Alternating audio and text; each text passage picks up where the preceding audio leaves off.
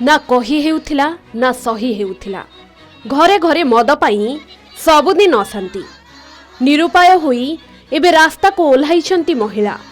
रास्ता रे निया जलाई मद को विरोध करिछंती। महिला माने निशामुक्त समाज गठन करिबा पई आगे आसीछंती। भद्रक जिला केन्दुआपदा बजारे थिबा देशी विदेशी मद दुकान उच्छेद दाबी रे रास्ता रोक आंदोलन करिछंती महिला।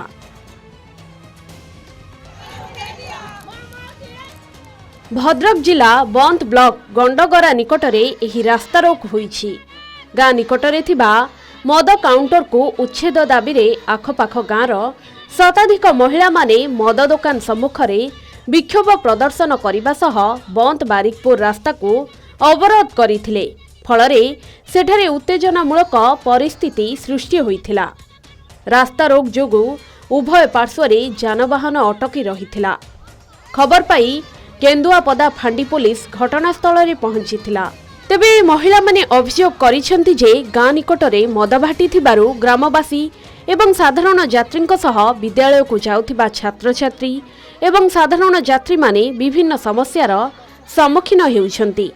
मद्यप माने एठारु मद पी गाँ और परिवार मध्यरे अशांतिमूलक परिस्थिति सृष्टि करुछंती। एनै दिनकु दिन परिवेश अशांत हेउथिबा महिला माने अभियोग करिछंती। बारंबार अभियोग करिबा परे भी केही पदक्षेप नेउ नाहंती।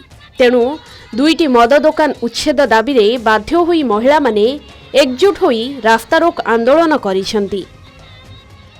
केन्दुआपदा पंचायत गंडगरा ग्राम रे थिबा देशी विदेशी उच्छेद अभियान आज आम रास्ता रोक होईछि।